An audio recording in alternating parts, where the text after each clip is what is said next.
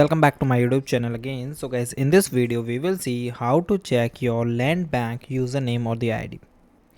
So guys, if you forget your Landbank iAccess username and your user ID, so guys, you follow these steps to fix this issue. First thing is guys, you use the forget user ID option.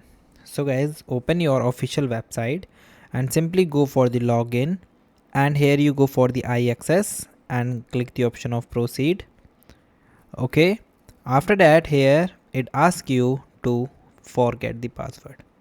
When you enter the forget password, enter the required details and information such as your register email ID, account details or other verification information.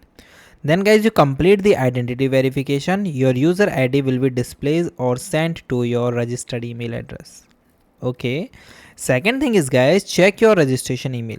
When you first enroll to in bank IXS, you may have received the confirmation mail containing your user ID, or search your email for Landbank IXS user ID and the enrollment. After that guys, you also contact with the Landbank customer support. You visit the nearest Landbank branch with the valid government issued ID. After verify your identity, they can help you to recover your username.